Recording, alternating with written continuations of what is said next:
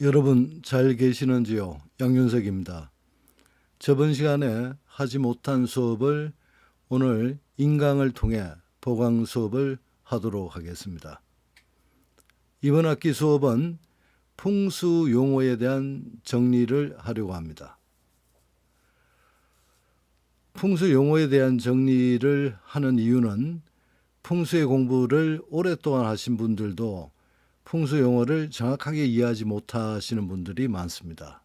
또한 지역에 따라서 같은 풍수 용어이지만은 달리 해석하는 경우도 많습니다.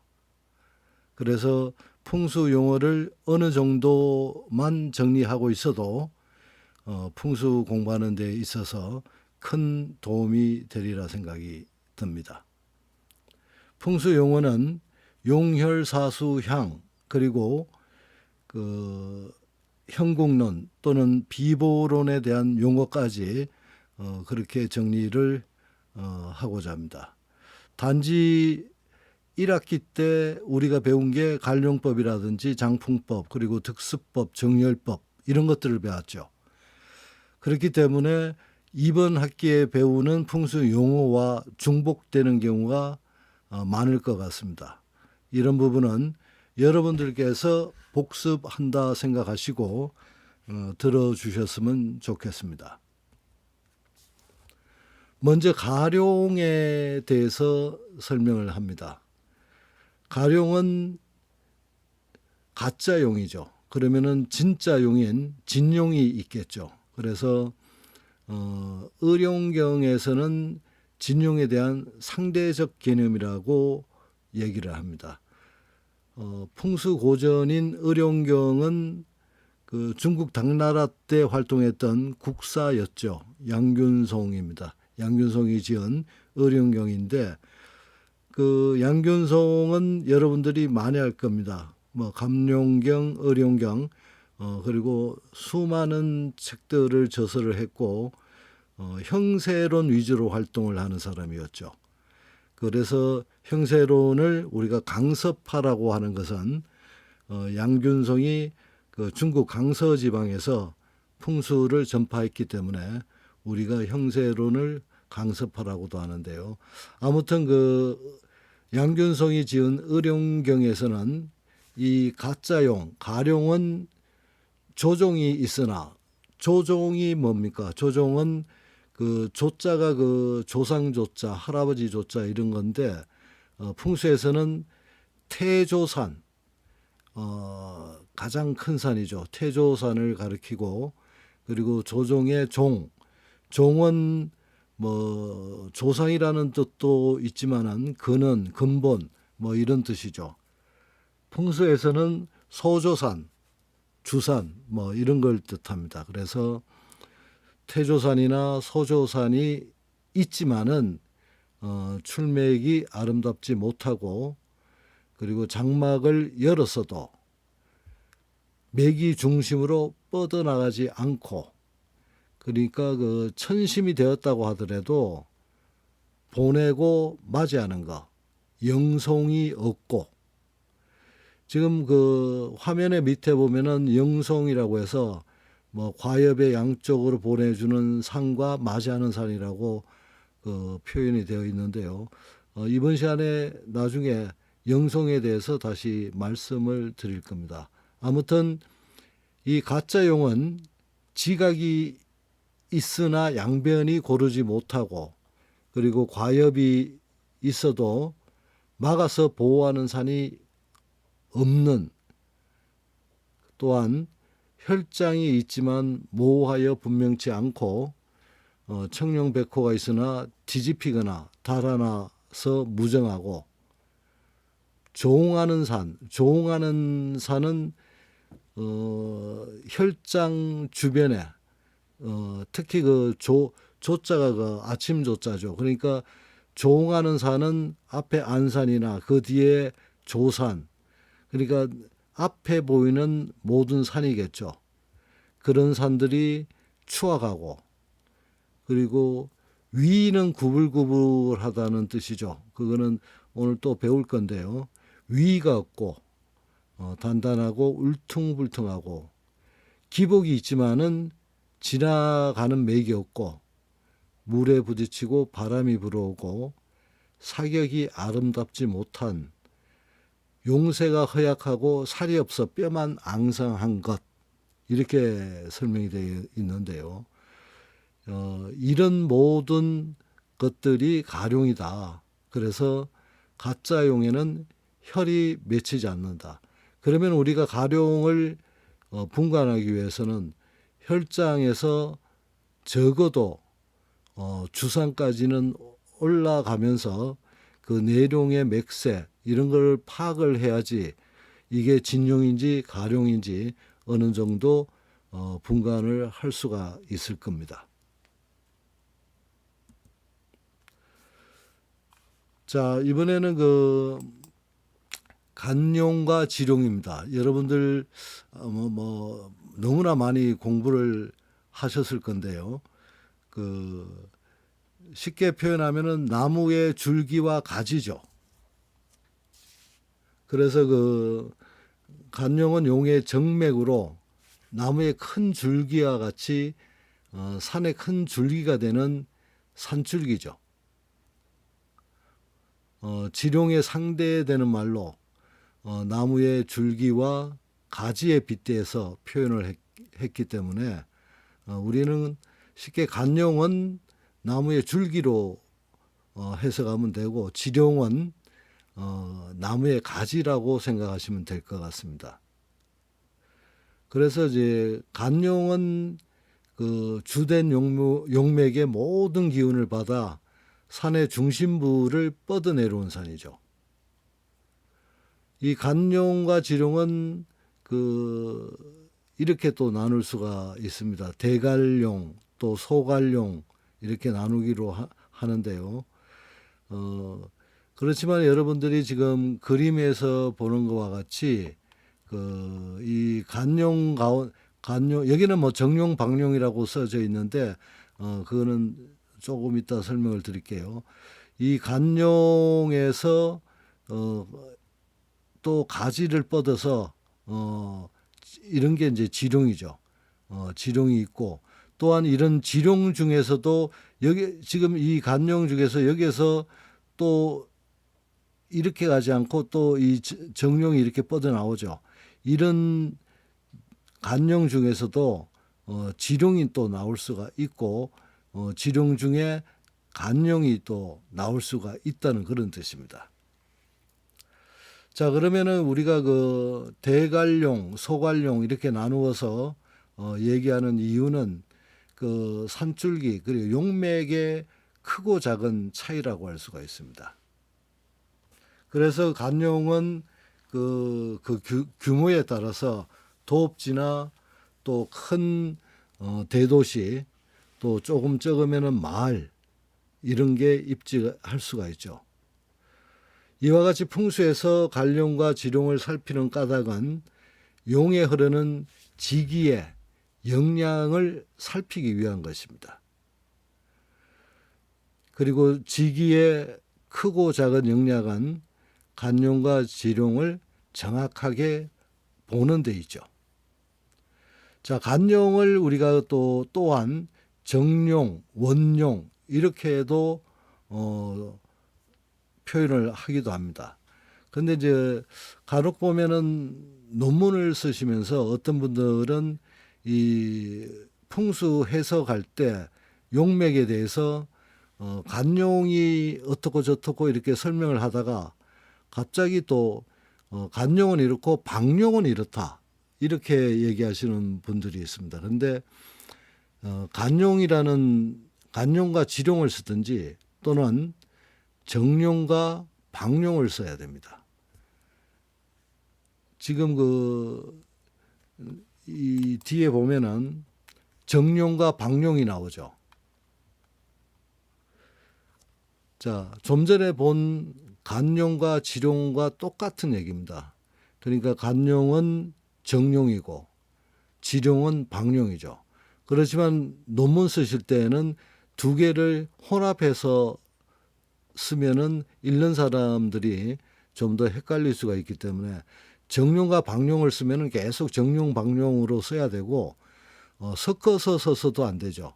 뭐 지룡과 정룡이 어떻다 이렇게 하시면 안 되고 간룡과 지룡 또는 정룡과 방룡 이렇게 한 가지만 선택해서 똑같은 동일한 개념이지만은 논문을 쓰시거나 책을 쓰실 때는 한 가지를 선택해서 정룡과 방룡이라면 계속 정룡 방룡으로 나열해서 쓰는 게 맞다고 생각이 듭니다. 자, 정룡, 방룡. 정룡은 좀 전에 얘기한 간룡과 똑같은 개념이기 때문에 용맥의 모든 기운을 받아 산의 중심부를 뻗어서 내려오는 산이죠. 자, 방룡은 겹방자죠. 옆에 뭐 그런 뜻인데 정룡에 대한 보조룡의 역할을 맡게 되므로 정혈을 맺을 수가 없답니다. 그리고 사신사의 기능을 수행할 수 있을 뿐이지 어떤 혈을 맺지는 못한다 그런 뜻인데 근데 방룡도 계속 뻗어나가 가지고 어떤 뭐 기복이 있고 또 박한이 있고 위굴곡이 있고 또 사신사가 잘 갖추어져 있으면은 제가 보기에는 혈을 맺을 수도 있죠.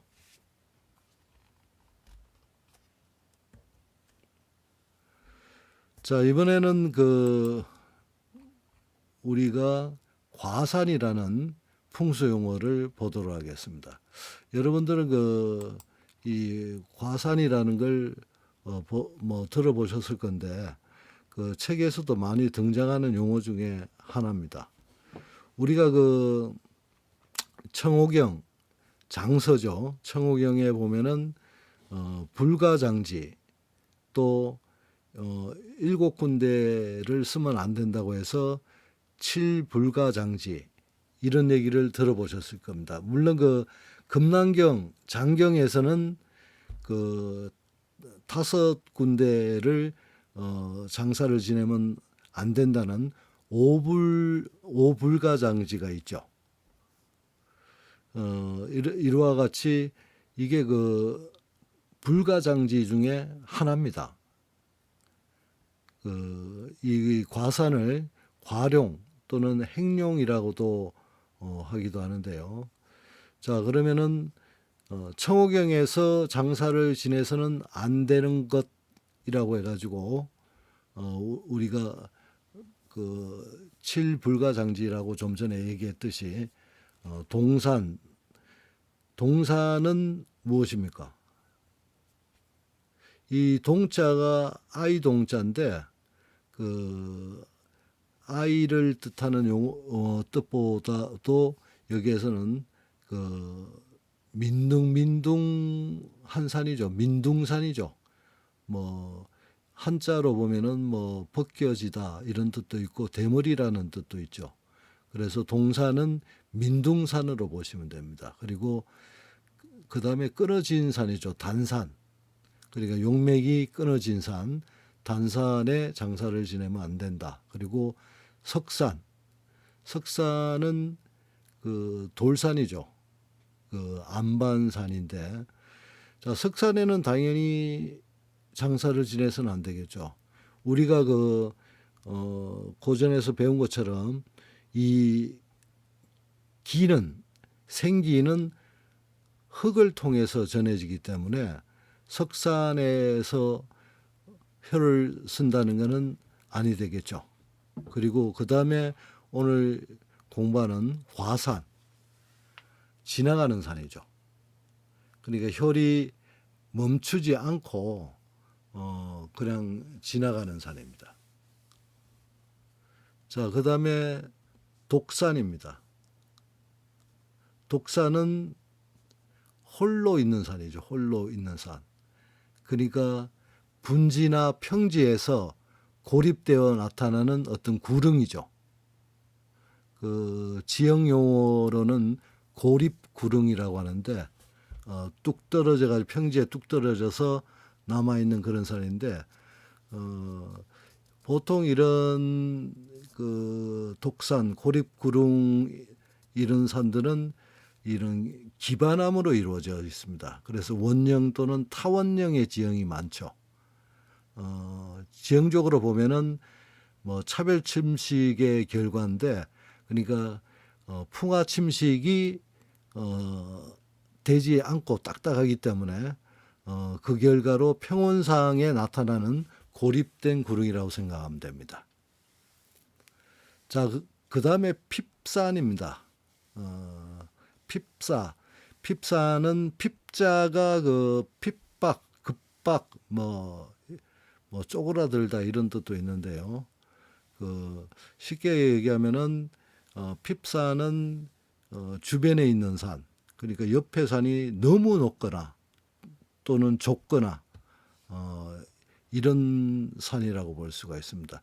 그러니까 앞에 있는 뭐 옆에 있는 산이든 앞에 있는 안산이든 가깝게 너무 높게 있으면은 내가 압을 받죠. 그것처럼 핍박받는다는 그런 뜻인데, 핍사는 그런 산이라고 이해를 하시면 될 것 같습니다. 그리고 마지막 측산.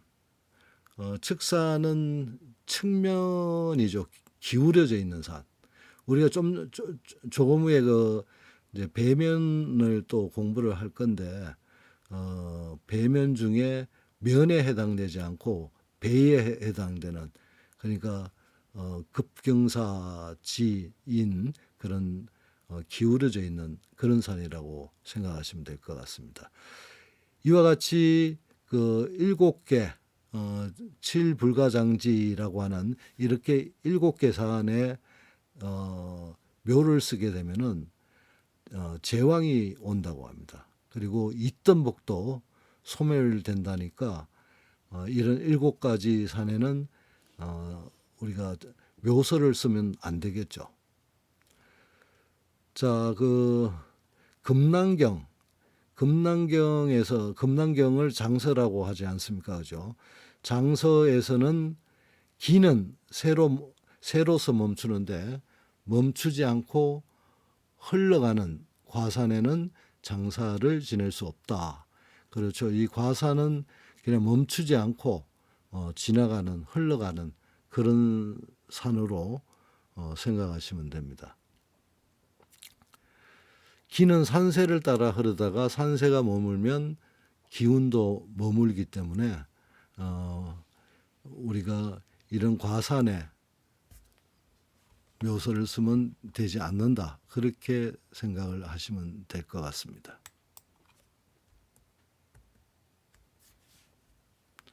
자, 이번에는 주룡, 주인 되는 산이죠. 반대되는 것은 객룡이겠죠. 그러면은 손님용.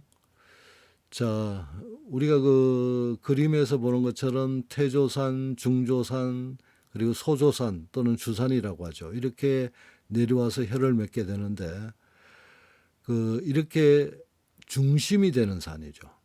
아까 우리가 간룡, 정룡 뭐 이렇게 얘기를 했듯이 간룡이나 정룡에 해당되는 것 같은 이런 주된 산을 주룡이라고 합니다. 자, 주룡은 혀를 맺을 수 있지만은 객룡, 손님룡은 혀를 맺지 않는다. 그리고 우리가 내룡이라는 용어 또는 뭐 주산, 현무장, 그리고 입수 이런 모든 것은 주룡의 일정 부분을 지칭하는 용어라 생각하면 될 것 같습니다. 주룡의 최종 종착지는 바로 혈처가 되기 때문에 풍수에서 핵심은 바로 이 주룡을 찾는 겁니다.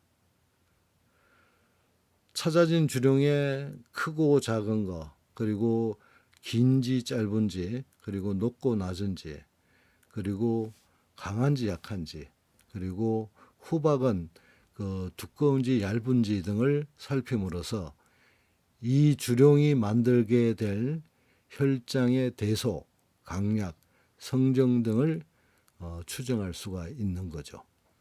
그래서 우리가 이 주룡을 찾고 주룡을 살피는 것도 풍수를 보는 것에 있어서 대단히 중요한 것 중에 하나라고 할 수가 있습니다.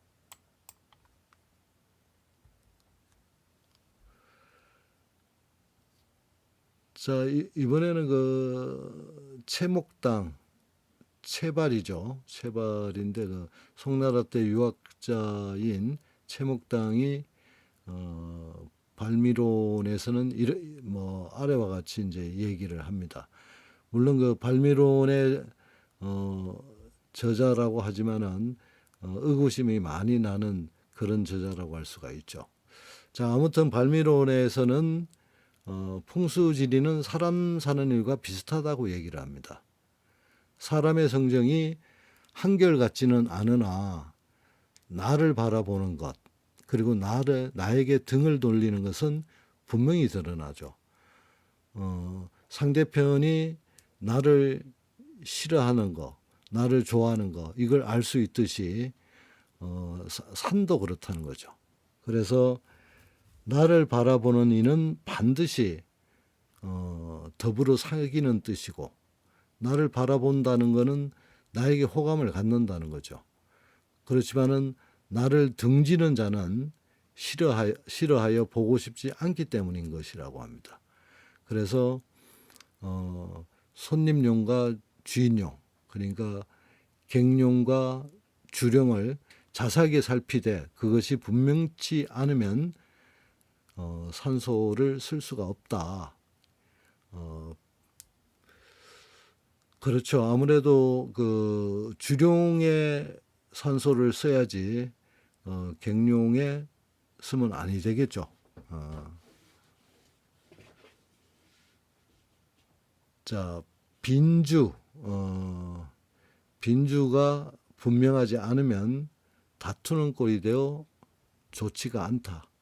그러니까 이 뜻은 객룡과 주인용을 구별하는 목적은 주인용에는 혈이 맺히고 객용에는 혈이 맺히지 않기 때문이죠. 우리가 그 주룡의 상대 용어인 객용, 이건 또 빈용, 객산 이렇게 표현도 합니다. 그러니까 우리가 이제 책을 볼 때 빈용이라는 용어가 나올 수도 있고 객산이라는 용어로 표현하기도 합니다. 이 객용을 그걸 감안을 해주시기 바랍니다.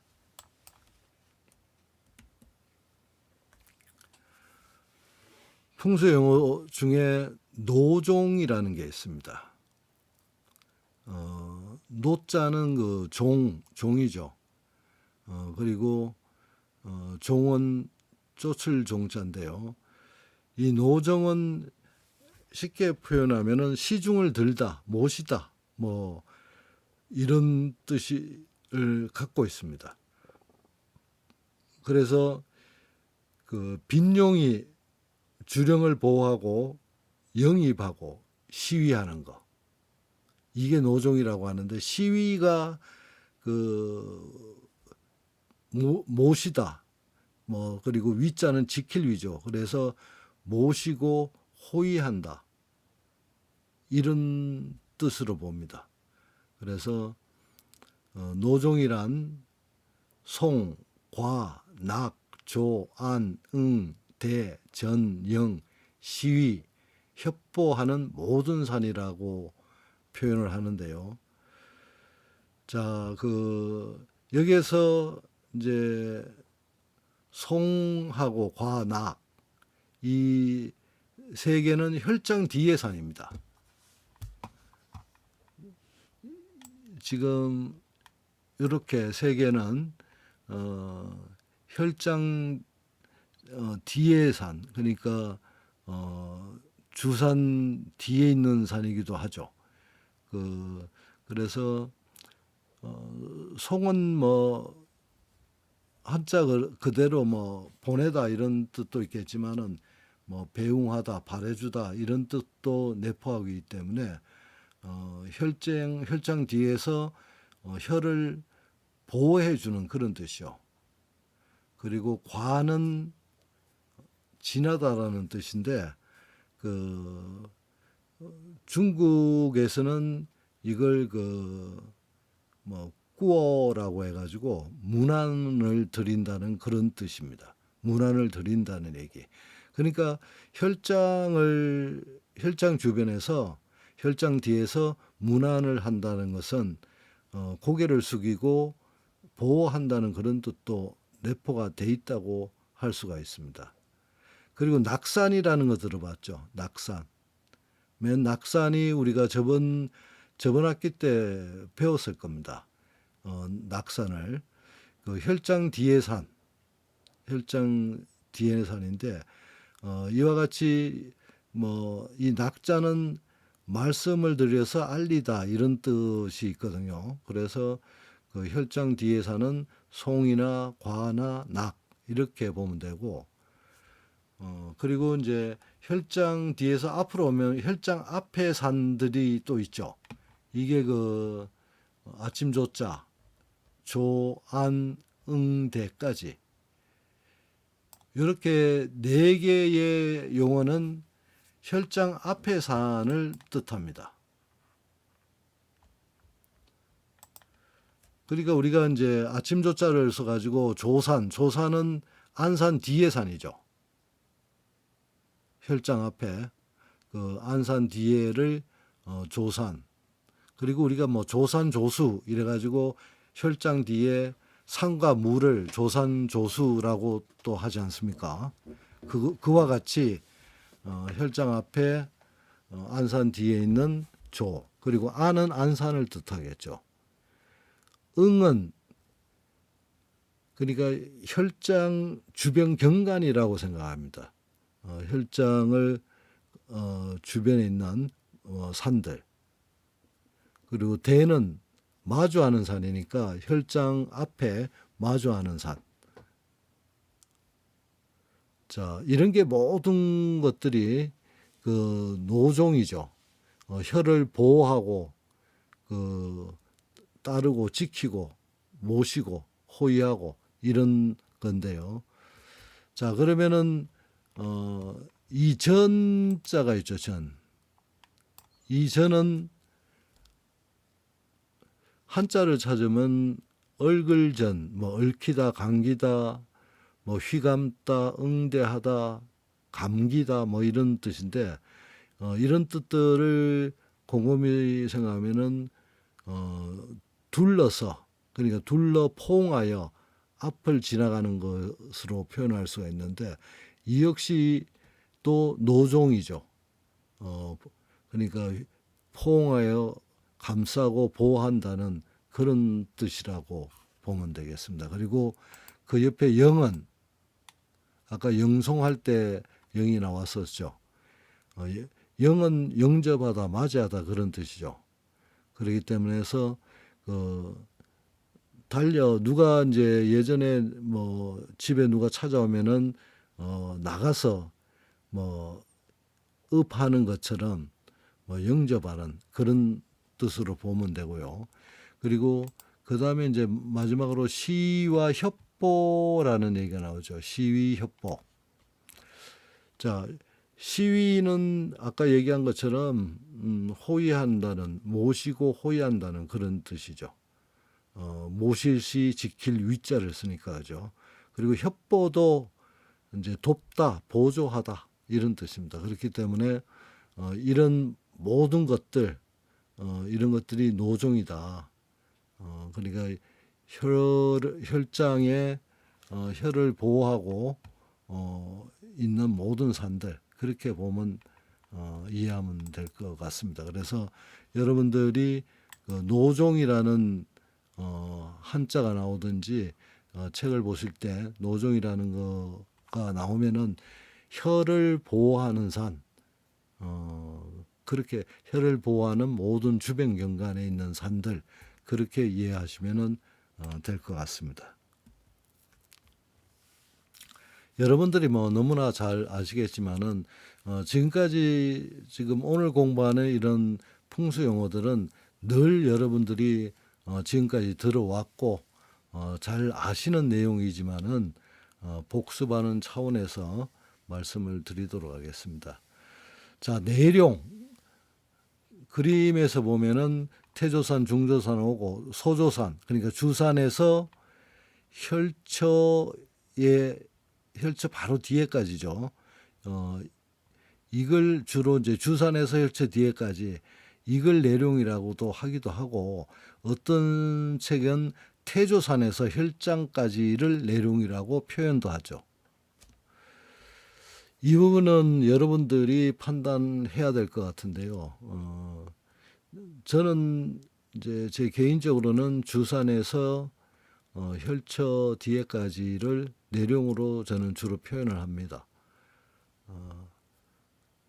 자, 그래서 이제 이 내룡은 또 내산이라고도 하기 때문에 여러분들이 용어를 기억하는데 이 내산도 기억을 해둘 필요성이 있습니다. 그래서 내룡에는 입수라든지 또 주산, 맨 주산과 부모산은 똑같은 동일한 개념이죠. 주산, 부모산. 그리고 태식잉육, 태식잉육도 저번 시간에 배웠고 잠시 후에 다시 한번 이야기를 할 겁니다. 이런 모든 것들이 내룡에 포함된다. 그래서 양균성의 어룡경에서는 천리의 내룡에 단 하나의 혈만이 있을 뿐이다. 혈처 뒤로 이어지는 모든 삼능선을 어룡경에서는 내룡으로 본 거죠. 이렇게 볼 때. 자, 그래서 우리가 관룡법, 관룡한다는 본래적 의미는 바로 이 내룡을 살피는 것이다.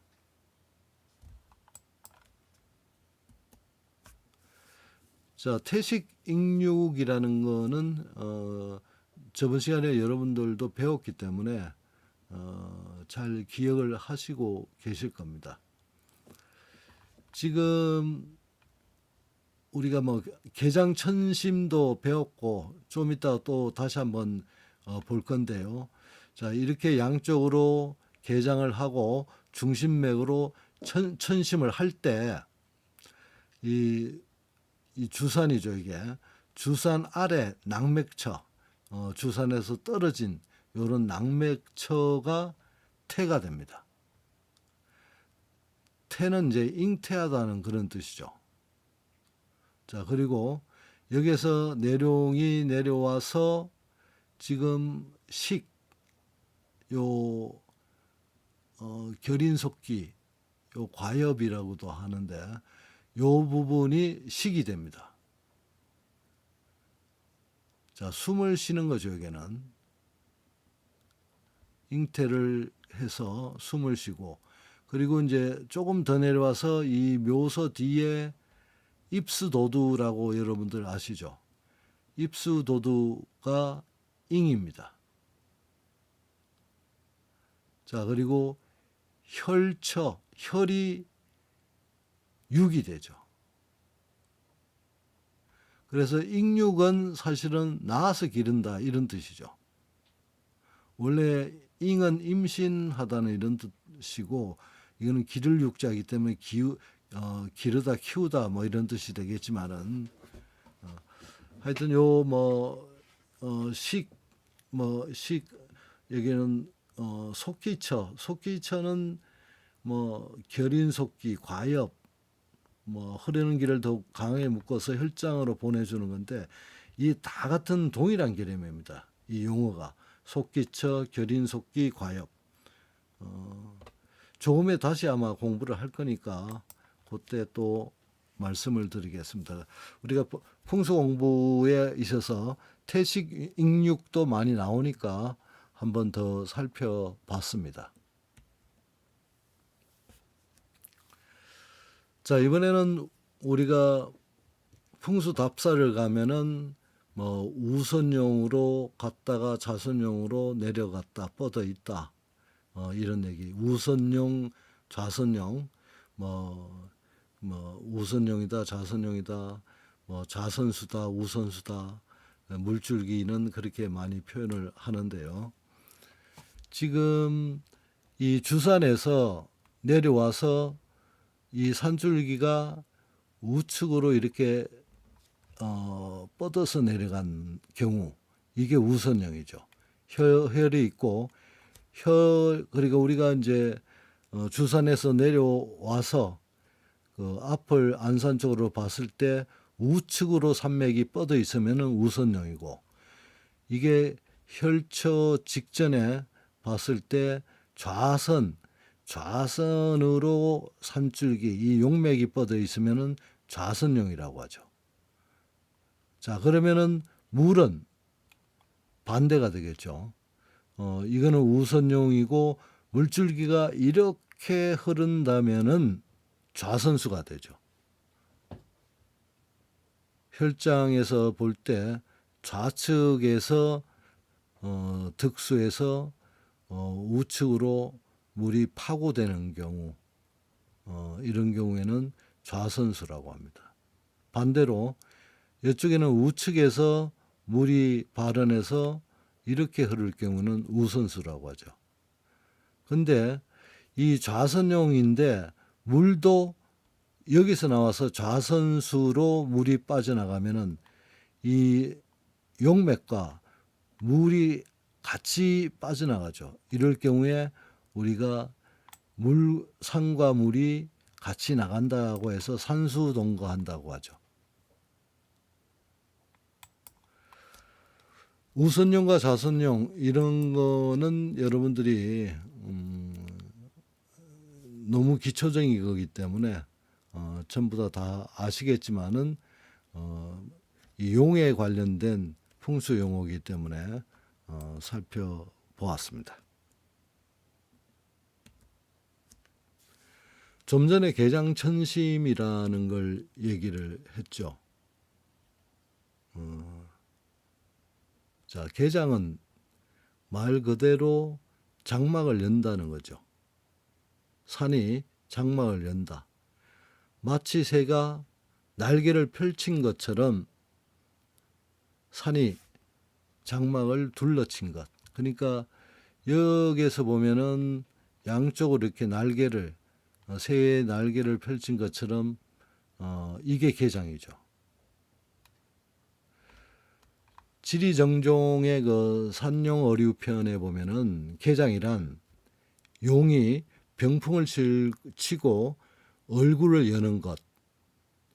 그래서 마치 새가 날개를 펼치는 것 같고 병풍을 치는 것 같다고 얘기를 했습니다.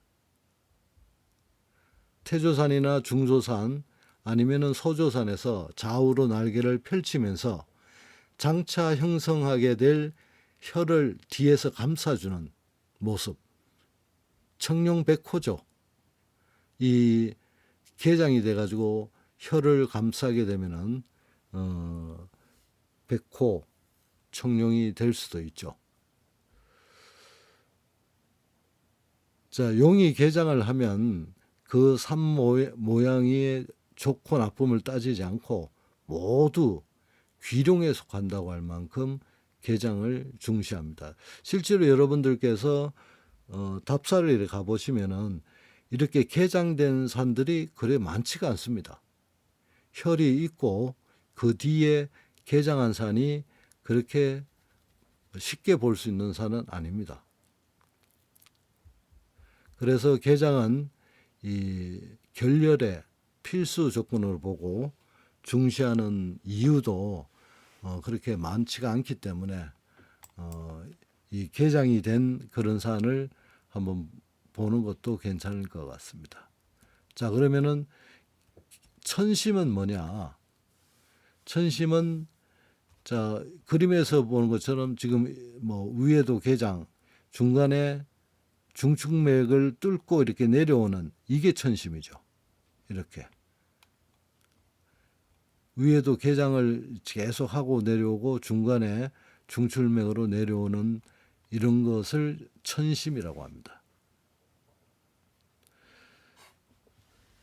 뜻을 풀이하면은 산이 장막을 둘러놓은 것처럼 하고 그 가운데 하나의 산능선이 뻗어 나오는 것. 이와 같이 천심의 끝에 혈이 맺힌다고 합니다. 다시 말씀을 드리면은 그 산봉우리 좌우에서 산능선을 뻗어내려 용맥을 감싸 보호해 주는 것을 개장이라고 하고, 개장한 곳의 가운데 정룡, 그러니까 간룡이죠.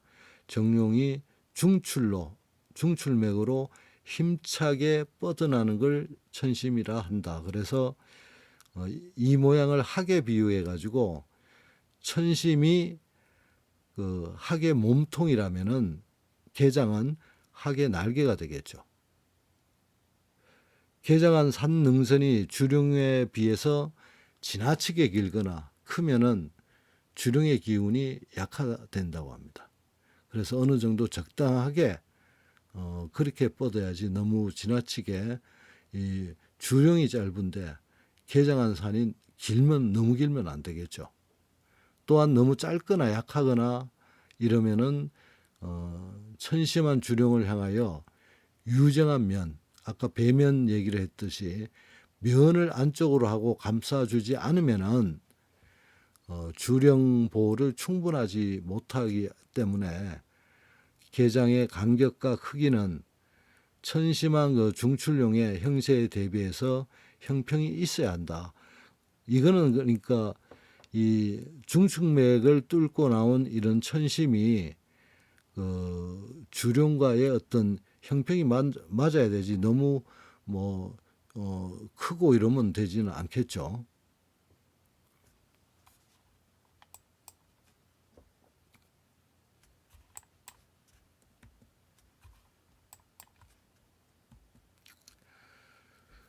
자, 이번에는 기복입니다. 기복은 사람의 성정도 기복이 크다 이렇게 표현도 많이 하죠. 그 사람은 그 성격상 기복이 너무 심하다 이런 얘기 하듯이 높낮이죠. 기복, 그래서 풍수에서는 이 기복이라는 것은 용의 상하의 변화입니다. 그래, 지리정종 선용오류편에는 기라는 것은 산봉우리가 높이 솟아올라 그 무산의 표시가 되며, 복이라는 것은 용맥이 땅속으로 숨어드는 것을 말한다고 했습니다. 자, 용이 태조산에서 혈처에 이르기까지 뻗어가면서 올라갔다 내려갔다. 이게 마치 용이 일어섰다가 엎드리는 것처럼 비유하고, 이렇게 돼야지 풍수에서는 생기가 흐르는 증거로 본다는 겁니다. 능선이 한 번 일어나면 기가 왕성해지고 다시 엎드리면은 기가 더욱 왕성해진다고 생각하기 때문에, 이런 기복이 없으면은 풍수에서는 힘이 없다, 또 생기가 내려오지 않는다, 이렇게도 생각을 하는 이유는, 우리가 간단하게 생각하면은 주산에서 그 혈처까지 내룡이죠. 이 내룡을 봤을 때 어떤 아무런 기복이 없이 그냥 일직선으로 쭉 내려온다면은 사룡이 되겠죠. 죽은 용.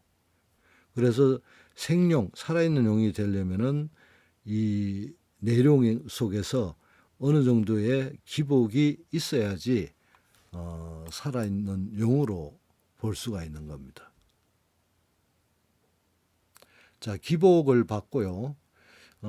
여기도 맨 기복인데, 명산론에서는 그 기가 모인 것은 내룡이 길며 기복 변화가 많아야 한다고 하였고, 산에 기복이 없는 것을 고음이라고 해서 흉한 것으로 보았답니다.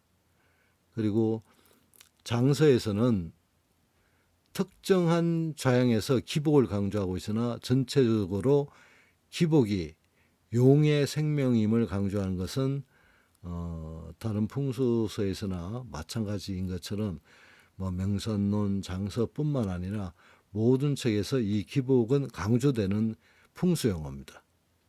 그래서 기복은 용의 생사 여부를 가름하는 결정적인 근거가 되기 때문에 관룡법에서도 매우 중요시하는 게 맞죠.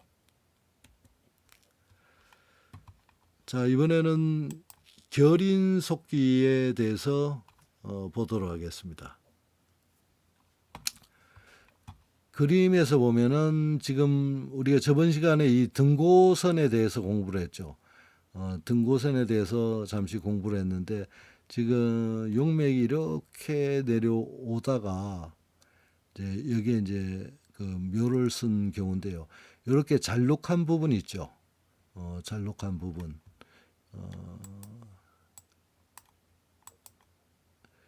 요게 조금 화살표가 이렇게 되는 게 맞겠네요. 이렇게 잘록한 이런 부분이 결인속기. 그래서 결인속기는 결인과 속기 이 두 용어의 합성어죠. 그래서 감려만응이라는 책에서는 이와 같이 기를 묶어 주어야 혈이 생길 수 있다고 했죠. 혈을 형성하기 바로 직전의 용이 인간이나 동물의 목처럼 가늘어지면서 결인이죠. 그를 통해 흐르는 길을 더욱 강하게 묶어주는 속기, 더욱 강하게 묶어서 혈장으로 보내주는 거죠.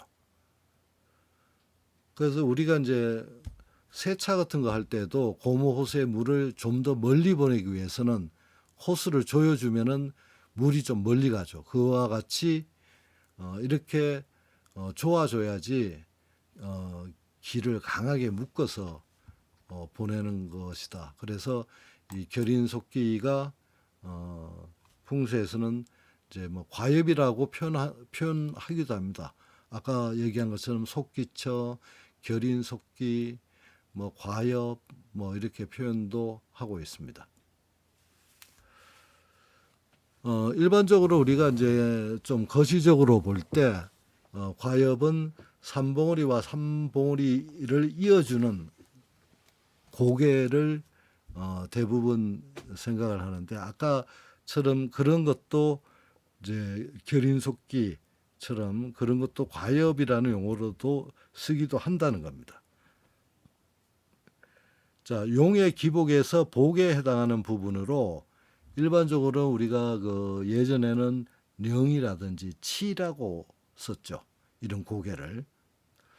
자, 과엽의 목적은 용의 험하고 억센 살기를 탈살하여 생기를 순수하게 걸러서 용의 힘을 한 곳으로 모으는 데 있답니다. 그래서 과엽이 깨지고 부서져 파열되거나 찢어지고 깨진 흉한 암석이 붙어 있는 전리 현상이 나타나면 전리는 틈이죠, 틈. 이 틈인데 이 전리 현상이 나타나면 용맥이 절맥되거나 부실하여 기를 공급할 수 없기 때문에 혈을 결지할 수가 없다는 것입니다. 과엽은 문자 그대로 지나가는 고개를 뜻하는데 산봉우리와 산봉우리 사이의 고개를 말합니다. 풍수에서는 엄밀하게 혈처와 주산 사이의 고개를 뜻하기도 하는데 사실은 이 과엽이라는 용어는 풍수에서 사실은 좀 다양하게 쓰입니다. 그래서 여러분들이 좀 이해를 하실 때 이 과엽은 이렇게 거시적으로 표현도 하기도 하고 또한 미시적으로 아까 그 속기처 있지 않습니까? 그것도 과엽으로 표현도 한다는 것을 생각을 해보시면 될 것 같습니다.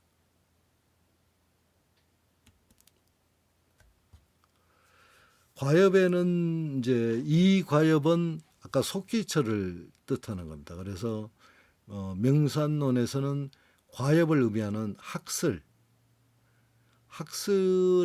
그 학의 무릎이죠. 학의 무릎을 이렇게 학의 무릎이 좀 길지 않습니까? 그 학의 무릎을 보면은 중간에 이제 동그랗고 불룩한 뭐 그런 게 보이는데 그와 같이 이런 속기처 과엽은 학슬이라고도 한다는 거죠. 그리고 봉요 벌의 허리죠. 벌의 허리는 아주 잘록하지 않습니까? 지금 그림에서 보면은 단엽이라고 하는 이와 같이 이게 지금 잘록하잖아요. 그래서 이제 그 풍수에서는 이런 과엽, 속기철을 학슬 또는 봉요 또는 진단이라고 해서 이 단이라는 용어가 쓰이기도 합니다.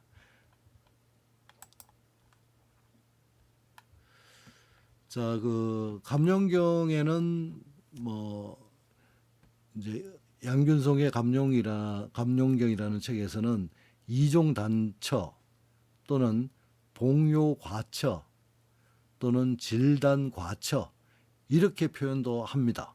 그래서 풍수 용어가 이제 여러분들이 책을 보면은 뭐 이종단처, 뭐 질단과처, 봉요과처 이런 용어가 나오면은 속기처 이렇게 생각을 하시면 된다는 겁니다.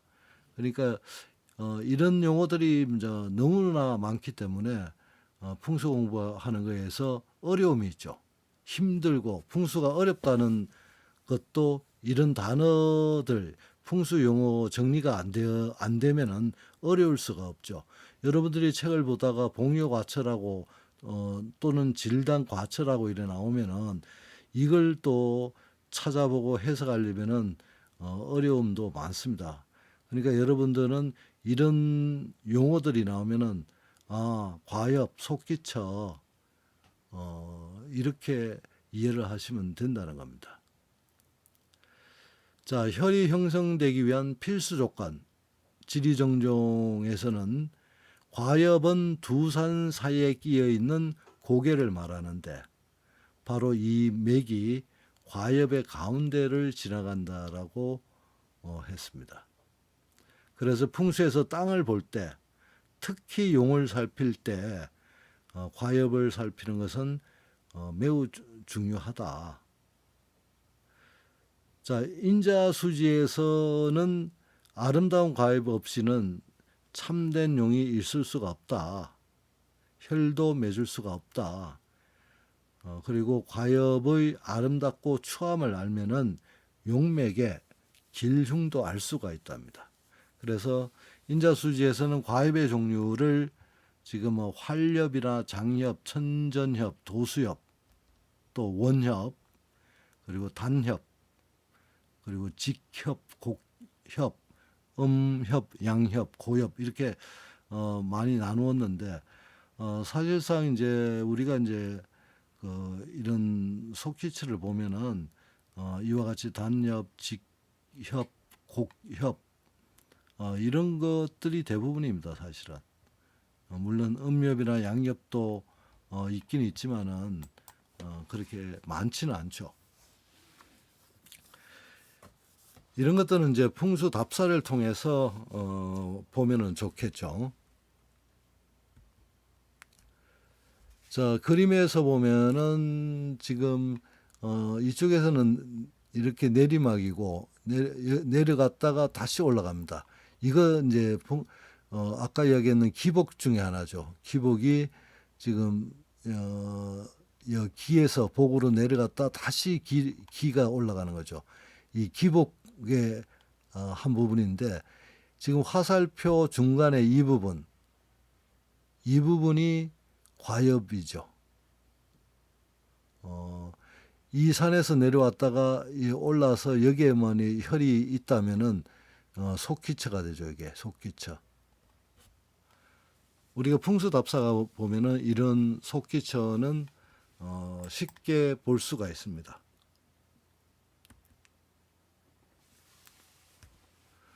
이제 과엽의 모양에 따라서 이제 봉요, 학슬 뭐 이렇게 얘기를 하는데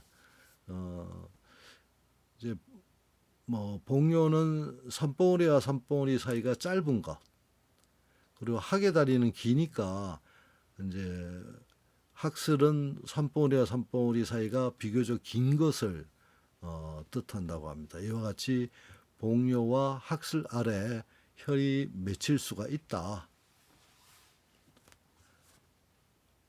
물론 이런 과입이 없어도 혈이 맺히는 경우는 상당히 많죠. 그거는 또 현장마다 조금씩 많이 틀리니까 그때그때 좀 다르다고 볼 수가 있습니다.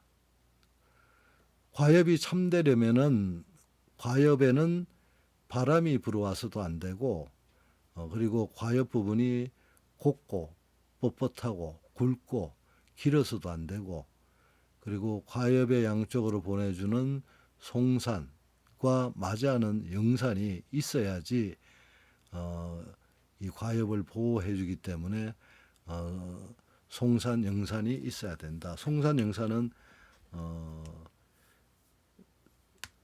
많이 나오는 용어 중에 하나인데 제가 그 송산과 영산에 대해서 사진을 올리고 싶었는데 이 송산과 영산을 찍은 사진이 있었거든요. 있었는데 제가 그걸 찾지 못해서 올리지 못했습니다. 물론 그 인자수지에 보면은 송산과 영산에 대한 그 그림이 많이 나옵니다. 한 6, 7 종류로 아마 이래 나오는데 근데 그 인자수지에서 보는 송산, 영산의 그 그림을 봐서는 사실상 이해하기가 힘듭니다. 그래서 제가 찍어 놓은 사진을 갖고 이게 송산이고 이게 영산이다. 뭐 이렇게 설명을 해주고 싶었는데 찾지를 못했습니다. 그래서 혹시나 다음에 사진을 찾게 되면은 차후에도 다시 또 설명을 드리도록 하겠습니다. 아무튼 과엽은 산과 산 사이에 맥이 지나가는 현상인데 그 맥이 물을 건너가는 아주 예외적인 상황에서 맥이 건너가고 있음을 증거로 하는 돌다리를 그 붕흥 또는 도수엽이라고 한다. 이제 붕흥이나 도수엽 같은 경우에는 상당히 극히 많지가 않죠. 희박한데요. 이와 같이 그 맥이 물을 근데 이제 우리가 일반적으로 알기는 산맥이 물을 건너갈 수가 없죠. 왜? 이 용맥이 물을 만나면은 멈춘다고 했잖아요. 풍수에서는. 그래서 이 용맥이 물을 건너갈 수가 없는데 예외적인 상황에서 이렇게 붕흥이나 도수엽이 그 돌다리로 있어가지고 증거로 한다고 하는데 조금 논리적으로 설명이 힘들다고 봅니다. 자, 여기서 잠깐 지금 그림을 하나 보고 가도록 하겠습니다. 여기는 그 성문공원이라고 들어보셨는지 모르겠습니다. 우리 지형답사를 가는 곳인데요. 그 강진군 도안면에 있는 성문리 이곳인데, 자 여러분들이 지금 그 3번에서 4번까지 이 3번은 만덕산이고요. 이 4번이 주작산입니다. 이게 하나의 용맥이고 하나의 산줄기죠. 산줄기가 이렇게 뻗어 있는데 지금 1번에서 2번으로 지금 자세히 보면 이렇게 파란 물줄기가 지나가죠. 이게 도암천입니다. 도암천. 근데 여러분들이 생각하시기에는 그냥 이 3번이 여기서까지 끝나고 이 4번은 여기서 여기까지 끝나고 요 다른 산줄기라고 생각할 수도 있는데 물줄기가 이렇게 흐르기 때문에 아닙니다. 이거는 3번에서 4번까지 하나의 용맥입니다. 하나의 산 능선인데 1번에서 2번으로 물줄기가 흐릅니다. 좀 전에 얘기한 것처럼 이 용맥은 물을 만나면 멈추는데 어떻게 이 도암천이 1에서 2로 흐를 수가 있을까? 이 산맥과 산맥 사이에 물이 흐르는 게 아니고 하나의 산맥 속에 흐르는 건데 이와 같이 그 하천이 산맥을 잘라 놓은 예들은 들어 있습니다. 많습니다. 외국으로 보면은 로키 산맥이라든지 또 북아프리카에 가면은 이런 것들이 많이 볼 수가 있는데요. 지형적으로 봤을 때는 가능하다는 얘기죠. 물론 풍수에서는 물이 산을 넘을 수가 없죠. 또한 산맥이 물을 만나면은 멈춰야 됩니다. 그렇지만 지형적으로 볼 때 우리는 지금 이 뭐 짧은 생을 살고 가기 때문에 이 융기되는 걸 전혀 감지할 수가 없죠. 그렇지만은 지금 이 순간에도 땅은 융기를 합니다. 이와 같이 집안이 융기하는 속도보다 하천이 흐르는 속도가 더 빠르다면 어떻게 되겠습니까? 융기하는 속도는 굉장히 느리고 하천이 흐르는 물은 굉장히 빠르면은 계속 융기를 해본들 계속 하천이 깎으면서 물줄기는 계속 흐르겠죠. 이와 같은 겁니다. 지금 3번과 4번이 융기하는 속도가 굉장히 느린 가운데 1에서 2번까지 도암천은 빠르게 수천 년, 수만 년 전부터 계속 흘렀다는 거죠. 그렇기 때문에 이 용맥은 절단된 것처럼 도암천이 이렇게 흐를 수가 있다는 겁니다. 그러니까 이제 지형에서는 이제 하방 침식이라고 해가지고 하천을 깎는 속도, 이 하방 침식이 더 빠르기 때문에 이와 같이 산맥을 갈라놓는 거죠.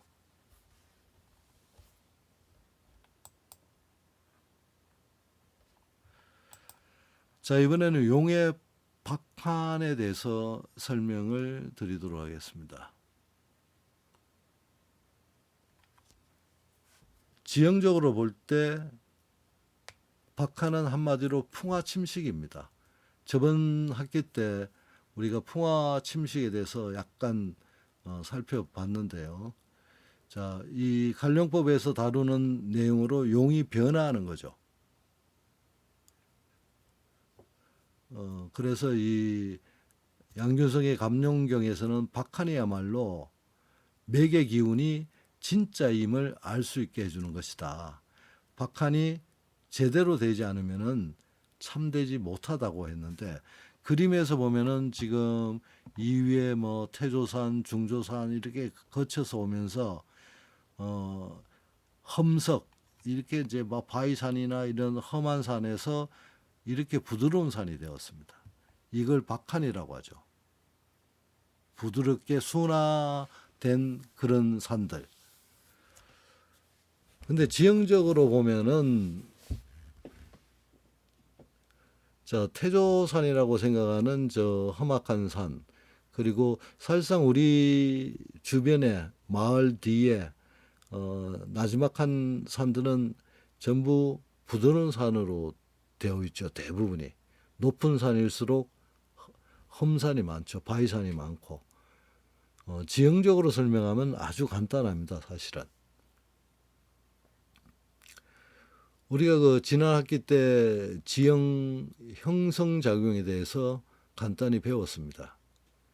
지형 형성은 지구 내부의 에너지를 받아 형성되는 내적 작용, 그리고 바깥의 태양 에너지 등에 의한 외적 작용에 대해서 공부를 했는데 그 중에서 그 외적 작용인 풍화 침식. 자, 풍화는 그 자리에서 깎여 나간다고 저번 시간에 배웠죠. 풍화는 어떠한 그 기반함, 암석이 그 자리에서 움직이지 않고 깎여 나갑니다. 깎여 나가면서 이제 풍화되고 침식되고 그리고 운반돼서 퇴적된다고 했죠. 자, 그 자리에서 깎여 나가는 것으로 뭐 기계적 또는 물리적이라고 하죠. 기계적 풍화, 물리적 풍화 이렇게 얘기하는데 이거는 이제 건조 기후나 한대 기후에서 이렇게 이루어지는데요. 또한 이 기계적 물리적 풍화 말고 이제 화학적 풍화 이런 거는 이제 고온 다습 또는 온난 습윤지역에서 많이 나는데요. 기존 암석이 풍화 침식을 받아서 깎여 나가서 운반되고 퇴적되는 것이 이제 바위에서 흙으로 바뀌는 거죠. 원래 기존 암석이 풍화 침식을 받아서 이제 운반되어 퇴적되지 않습니까? 그게 이제 흙으로 변하는 거죠. 그러니까 험한 산 모양에서 부드러운 산 모양으로 바뀌는 과정. 그게 용의 박환.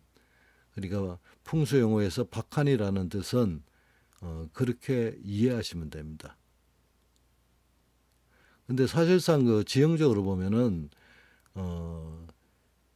부드러운 산은 우리가 이제 태어나서 볼 때 그 자체 그대로였고 죽을 때도 그 자리 그대로입니다. 우리가 이제 너무나 짧은 생을 살기 때문에 모르고 갈 뿐인데 이런 부드러운 산도 나중에 가면 갈수록 이제 없어지겠죠.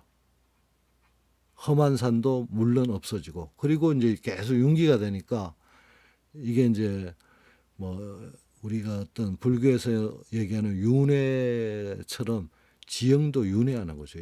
이것처럼. 자, 박한 여부를 정확히 살펴야 땅의 성격이나 결렬 여부를 파악할 수가 있다. 그래서 이제 이렇게 용이 박한을 하지 않으면은 혈이 맺히지 않는다고 합니다. 아무래도 이 암석이 많은 산에는 생기가 없기 때문에 혈이 맺히지 않겠죠. 그리고 또 이런 박한에 대해서 오행론을 결부시켜서 뭐 토성에서 출발한 산은 금성으로 바뀌게 하고 금성에서 출발한 산은 수성으로 즉 상생관계로 바뀌어야 하기 때문에 금성에서 출발한 산이 상극관계인 화성으로 바뀌면 좋지 않다. 뭐 이런 설도 있지만은 이거는 이제 지나치게 오행의 상극설에 얽매이는 것이기 때문에 좋지 않은 해석이라고 봅니다. 저도 이거는. 그래서 음택풍수 술사들은 흔히 그 암석이 물과 바람에 의해 흙으로 바뀌어가는 것을 가리키는데 이러한 박한이 잘된 내용이어야지 생기가 왕성한 것으로 본다. 그거는 맞습니다. 우리가 이제 장경 청호경에서 배운 것처럼 생기는 흙을 갖고 움직이기 때문에 흐르기 때문에 이런 암석이 있으면은 아무래도 장애가 되겠죠. 지금 그림에서 보는 거는 지금 이런 이제 이 떨어져 나가죠 자꾸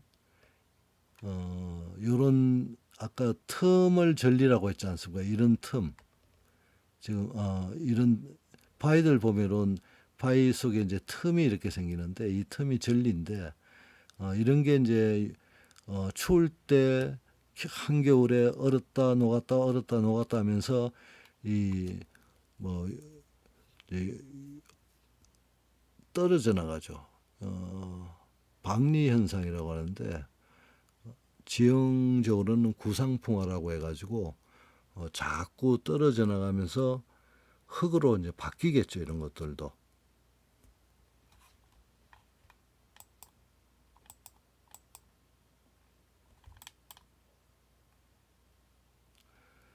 자, 이번에는 박한에 이어서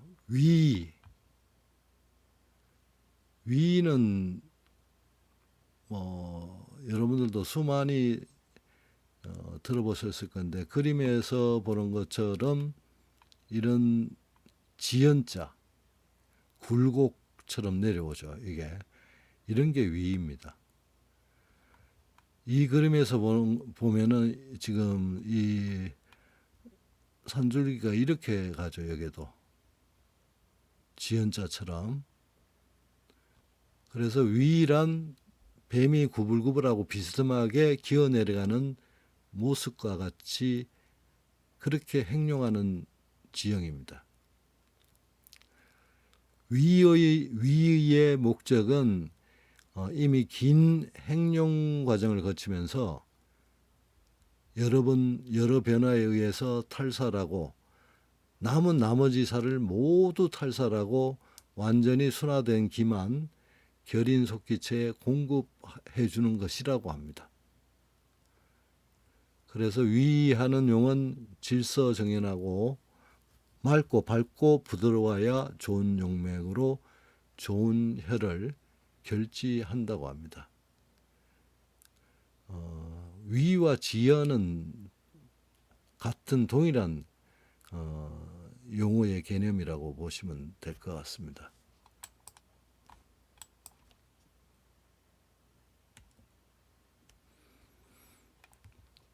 자, 지금 이게 사진이기 때문에 여러분들 뭐 직접 이래 가보시면은 아 이게 위구나라고 생각이 들 건데 A에서 지금 B로 이렇게 지금 굴곡을 갖고 흘러갑니다. 이런 게 위이고 화살표 저 부분이 속기죠. 속기처입니다. 이게 잘록한 부분 이런 것들. 그러니까 여러분들이 그 답사를 통해서 이런 것도 많이 보실 수 있다고 생각이 듭니다. 면배는 많이 배우셨죠. 자, 우주 만물에는 반드시 음과 양이 있듯이 산에도 면은 양에 속하고 배는 음에 속한다.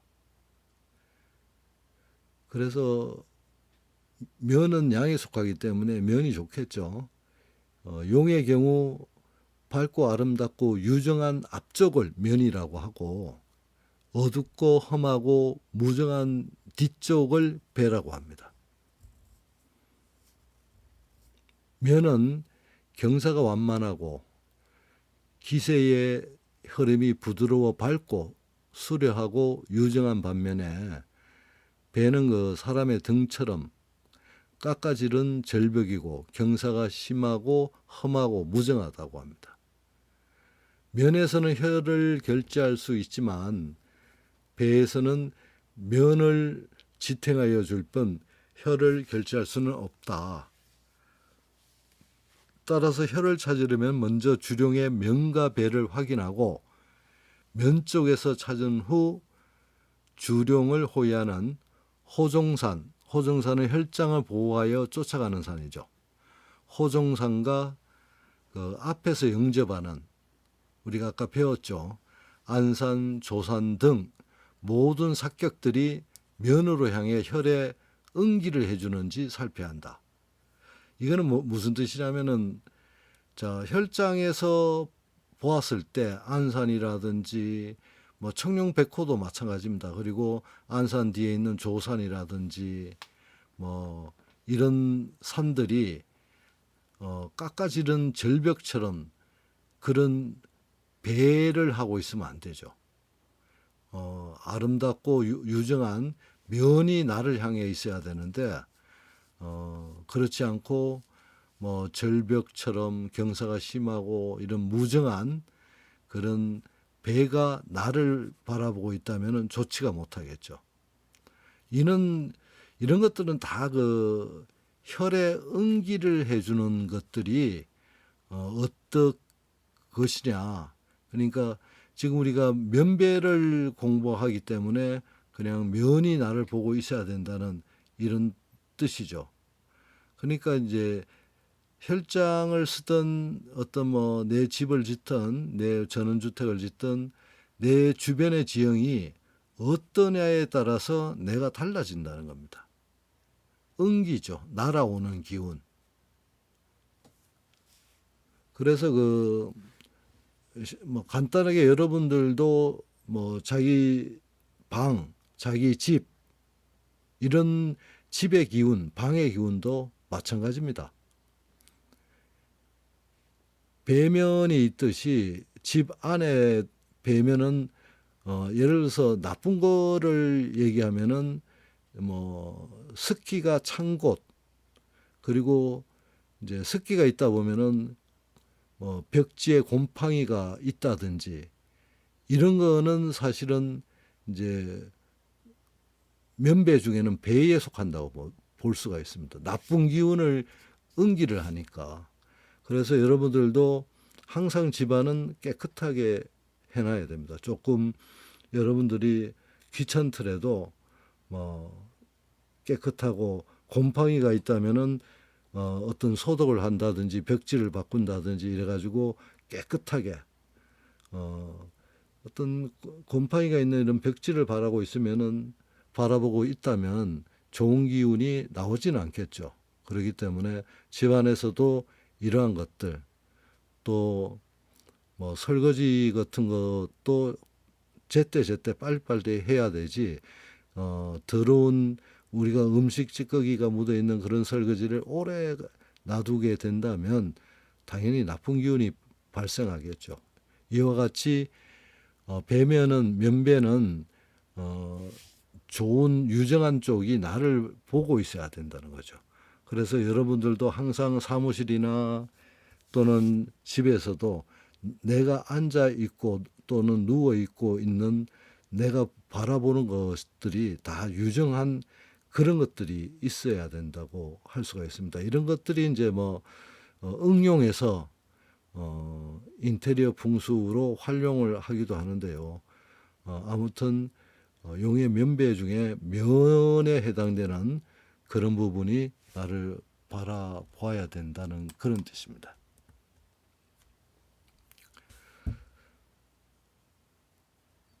자, 면배는 뭐 용의 등과 얼굴을 의미한다. 그리고 감룡경에 처음 등장을 했답니다. 이 용어가 용의 등과 얼굴을 구별하기가 간단하지 않음을 언급하면서 움푹 들어가 감싸는 곳이 면이고 볼록 내민 곳이 배라고 개념 정의를 하고 있답니다.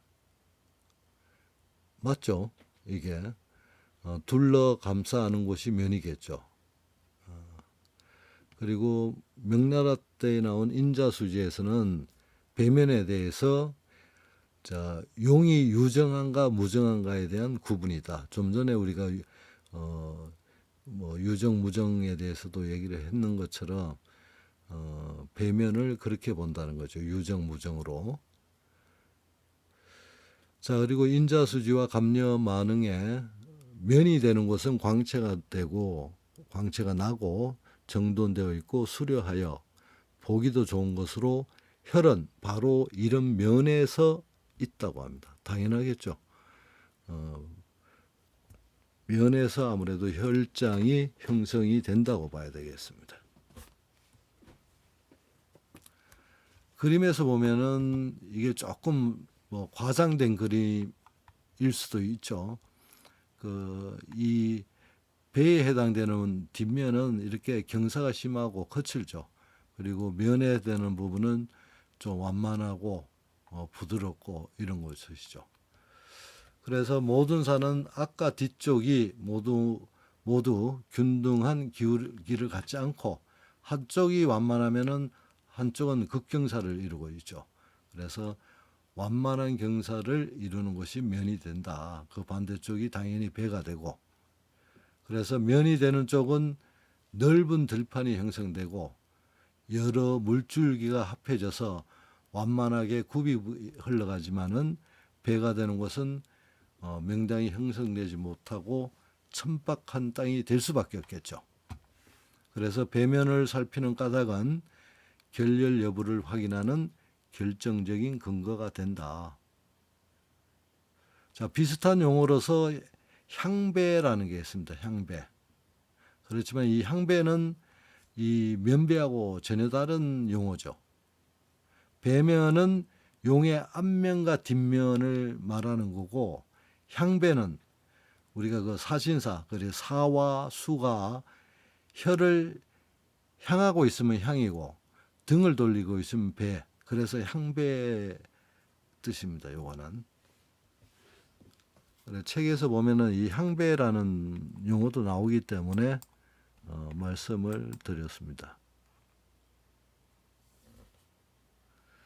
자, 이번에는 그 용의 주필에 대해서 말씀을 드리겠습니다. 주필산이라고도 하는데요. 그 태조산에서 출매간 용이 먼 거리를 행용하면서, 그러니까 소조산, 주산까지 내려오면서 중간에 잠시 머무르는 산을 그 중조산이지 않습니까? 이 중조산을 주필이라고 합니다. 주필산.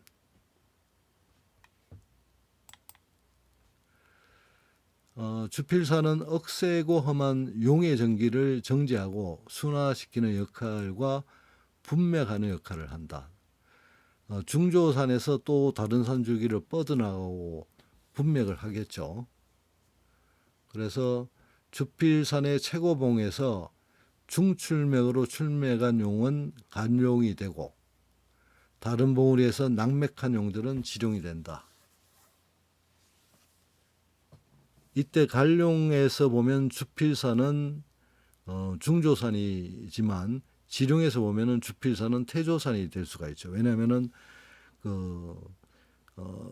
지룡은 또 이제 간룡이 아니고 지룡으로 뻗어나가면서 계속 산맥을 또 하나의 지룡을 만들고 자꾸 지룡을 펼쳐나가면서 할 때는 당연히 이 중조산, 주필산이 태조산이 될 수밖에 없죠. 그런 뜻입니다. 주필산과 주산, 그러니까 소조산이죠. 이 차이점은 주산은 하나의 봉우리죠. 그 모양이 단정하고 장엄하지만은 주필산은 봉우리가 하나가 아닌 여러 개의 봉우리가 있을 수가 있기 때문에 이렇게 설명을 한 겁니다. 그러니까 여러분들이 주필이라는 주필 또는 주필산이라는 용어를 접할 때 그냥 중조산이라고 생각을 하시면 됩니다.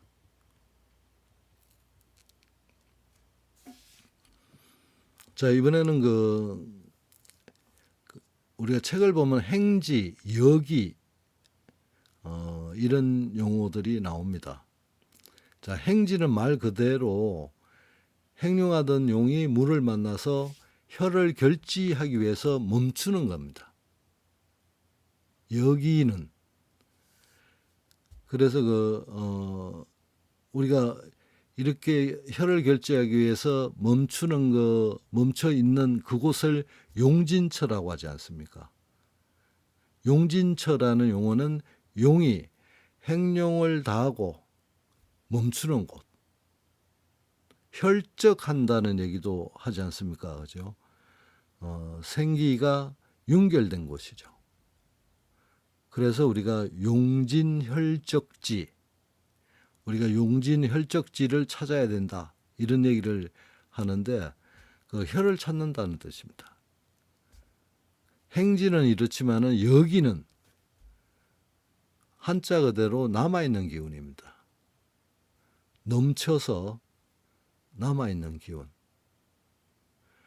주룡의 기운이 아주 성하여 이미 혈을 맺은 뒤에도 그 남은 기운이 있기 때문에 그런 기운이 수십 리에 걸쳐 작은 혈을 윤결하는 경우도 있습니다. 소룡에는, 작은 용에는 용이 닿은 곳에서 혈을 찾아야 하지만은 용이 길고 대룡, 힘이 셀 때는 결렬되는 곳의 기가 매우 왕성하기 때문에 그 기를 모두 거두어들이지 못하고 남은 기운이 길게 뻗어나가게 되는데 길게는 몇십리 또는 몇 리를 가기도 합니다. 그리고 이 여기는 또 기운이 세지 않는 소룡에서는 짧게 남겠죠. 그러면은 길게 안 남고. 자, 여기서 우리가 이제 음택 풍수에서 볼 때 순전하고를 구분을 해야 되는데 순전은 전순이라고도 하죠. 순전은 그러니까 혈처가 형성되고서 약간의 남은 기운이 혈장 앞에 새 주둥이 모양으로 뻗어 있는 것을 말하는데 이 순전, 전순 똑같은 얘기인데 순전은 길어봐야지 10여 미터 이내의 것. 그래서 여러분들께서 이 전순을 공부는 다 하셨을 겁니다. 다 아시고 계시겠지만, 그러니까 여기와 순전은 틀리다는 거죠. 순전은 그 말 그대로 뭐 혈 아래에 남은 기운의 역이라고 할 수가 있죠.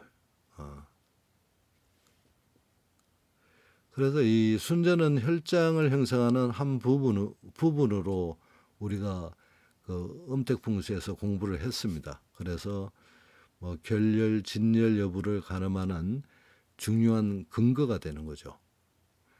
그리고 또한 이제 향법에서 이제 전순의 끝 중심점이 좌향의 기준점으로 또 삼는 사람도 있습니다. 그러니까 전순의 끝의 중심점을 향의 기준점으로. 아무튼 이 순전 전순은 그래도 중요하죠. 이 전순이 없으면은 자손이 없다고 하죠. 그리고 후손이 재앙을 입는다. 뭐 이런 얘기도 전해지고 있고, 술사 쪽에서는. 그리고 전순이 또 너무 길어도 혈체의 기가 새어나가기 때문에 진열이 형성이 되지 못한다고도 봅니다. 물론 이런 경우에도 후손에게는 그 불우한 일들이 발생을 한다고 하죠.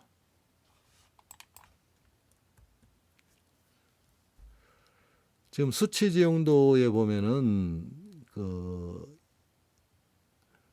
이 청송심씨 시조 심홍부 묘소입니다. 이거 청송군청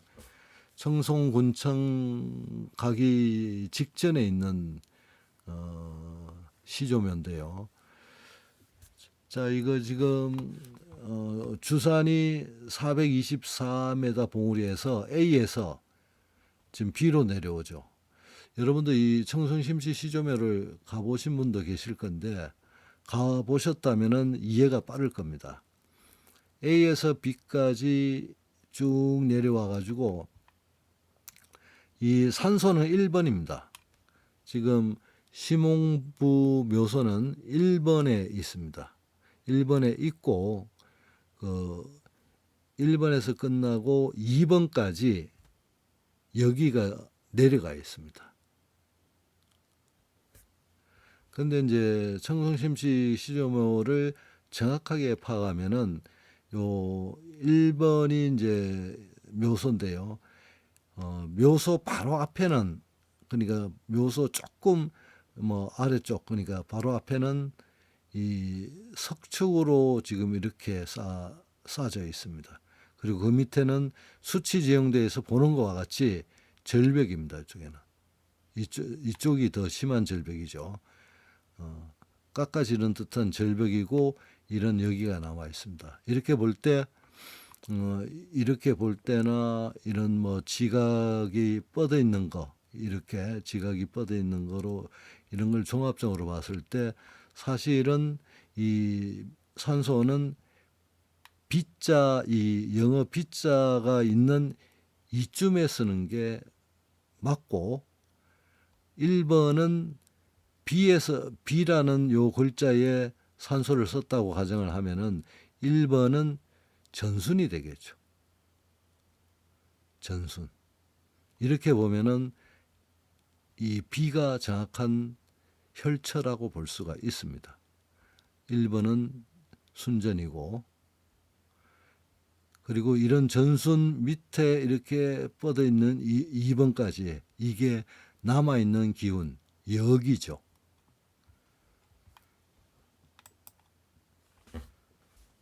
언제 시간이 되면은 여러분들과 같이 답사할 기회가 있으리라고 봅니다.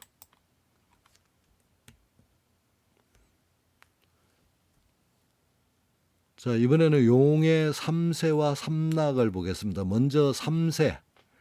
3세는 그 풍수 용어로서 이 3세라는 얘기는 그래 많이 나오지는 않습니다. 3세 3낙이라는 용어가 그렇게 흔하진 않는데, 자, 3세는 말 그대로 이제 세 가지 기운인데 세 가지 기운을 어떻게 나누었냐면은 산용세, 평강세, 평지세.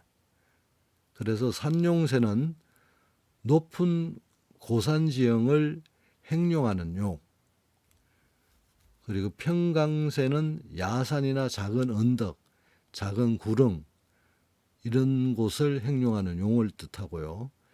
그 평지세는 평지를 행용하는 용.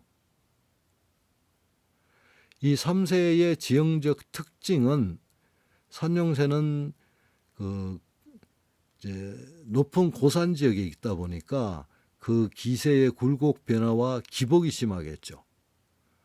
그리고 평강세는 기복은 거의 없으나 뱀이 기어가는 것 같은 위굴곡이 많다. 근데 그 평지세는 기복과 굴곡의 변화가 거의 없고 음맥, 숨어있는 맥으로 행용하기 때문에 용맥이 뚜렷하지 않기 때문에 혀를 찾기가 매우 힘들다. 그렇기 때문에 이제 보통 평지세에서는 이런 것들을 찾기가 너무나 힘들기 때문에 수법, 물을 보고 찾는 경우가 많죠. 물의 흐름, 뭐 물의 그 이제 합쳐지는 부분, 뭐 이런 하여튼 물을 보고 평지세는 우리가 판단을 한다고 생각하시면 될 것 같습니다. 삼세와 삼락, 그 삼락은 태조산에 출발한 용이 얼마 뻗어나가지 않아서 결렬되는 게 있습니다. 그러니까 태조산에 출발해서 멀리 가지 않고 결렬하는 것을 초락, 또 용이 다시 흘러가다가 중간 부분에서 결렬하는 것을 중락, 용이 계속 흘러가다가 평지에서 결렬되는 걸 말락이라고 합니다. 그래서 초락, 중락, 말락을 삼락이라고 하죠. 명산론에서는 분수라는 용어로 대신 쓰고 있습니다. 초락, 중락, 말락 대신에 정수, 방수, 분수 등으로 표현도 합니다. 분수는 용맥이 흘러가다가 혀를 맺는 위치, 규모, 역량의 경중을 뜻하기도 하는데요. 자, 그 삼세 삼락이 많이 쓰이지 않는다고 얘기했듯이 이 뭐 초락, 중락, 말락 또는 명산론에서 얘기하는 뭐 정수, 방수, 분수 이런 내용들은 그렇게 많이 쓰이지 않는 용어지만은 그래도 여러분들이 알아야 될 용어이기 때문에 말씀을 드렸습니다. 특히 명산론에서 뭐 정수, 방수, 분수는 이 정수, 방수, 분수 이 용어는 다른 데서는 거의 나오지는 않습니다. 명산론은 여러분들이 한 번쯤은 보아야 되는 책인데 최성우가 저자라고 알려져 있긴 하지만은 실제 저자는 아니죠. 그 최성우는 그 송나라 때의 풍수학인입니다. 이 명산론이라는 책을 재구성하고 아까 앞에 뒤에 서문 후기를 붙인 편찬자이죠. 하지만 그 최성우가 풍수에서 중요한 위치를 차지하는 이유는 조선적 그 풍수학 4대 고시 과목 가운데 하나였고, 그리고 조선적 500년 동안뿐만 아니라 현재의 풍수에서도 여전히 이 명산론은 영향을 끼치고 있습니다. 그렇기 때문에 여러분들은 명산론을 한 번은 보셔야 될 것 같습니다. 요도지각은 잘 아시죠, 여러분들께서. 그림에 보는 것과 같이 이제 저 간룡이 지나가면서 그러니까 주룡을 따라 좌우로 뻗어 있는 지맥이죠. 그래서 이제 요도라는 얘기는 이제 마치 배의 노와 같고 진해의 다리와 같아서 붙어진 이름입니다. 그래서 주룡의 전진을 도와주고 균형을 유지해주고 외부의 바람, 물의 침범을 막아서 생기를 보존해주는 역할을 한다. 그래서 지각요도가 중요합니다. 요도지각은 주룡이 넘어지고 무너지는 것을 막는 받침대 역할을 하는 보룡이죠. 배에 노가 없으면 행선할 수 없고 지네가 다리가 없으면 앞으로 갈 수가 없듯이 주룡 역시 요도지각이 없다면 전진이 어렵고 비록 행용하더라도 용이 무력해서 혀를 결지할 수가 없다고 합니다. 요도지각의 간격과 길이 이런 것은 그 주룡에 비해서 너무 비대하거나 크면 당연히 주룡의 기세를 악화시키겠죠.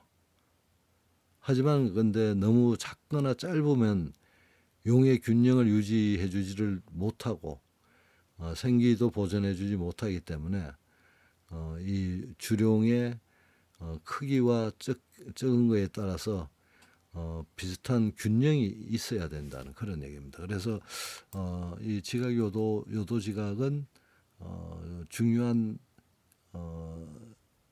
산맥 중에 하나죠. 이것도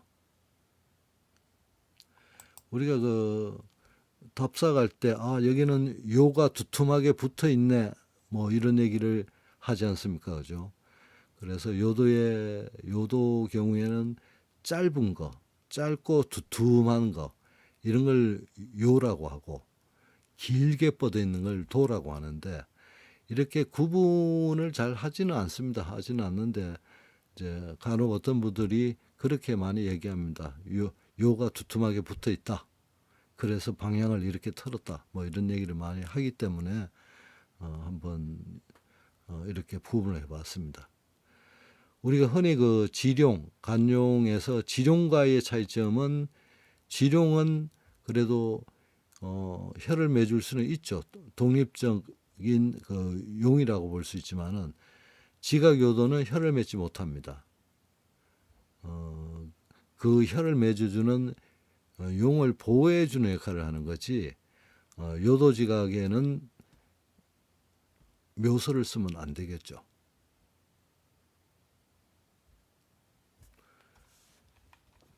지금 그 하나만 예를 들어서 보면은 지금 용이 이렇게 내려오다가 1번에서 지금 2번 쪽으로 요도지각이 길게 지금 뻗어 있습니다. 이렇게 뻗어 있고 상대적으로 반대쪽은 골이죠. 당연히 그러면은 요도지각이 이렇게 뻗어 있기 때문에 이 용의 진행 방향은 이렇게 꺾입니다.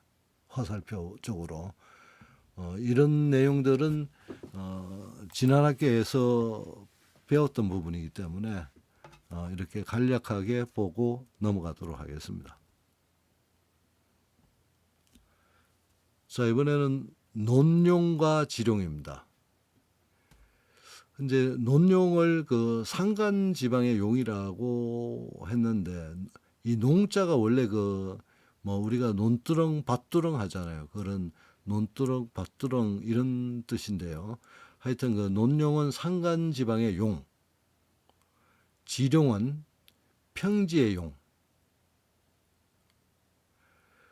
자, 논용은 삼봉우리뿐만 아니라 모든 형세가 분명하므로 땅을 보기가 쉬운데 논용의 경우 조정상과 주상 그리고 내룡 등이 뚜렷합니다.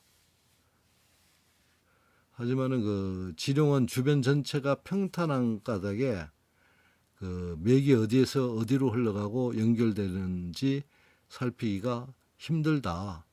그렇기 때문에 아까 얘기한 것처럼 이런 것 또한 물줄기를 보고 파악할 수밖에 없죠. 평지용 지룡은.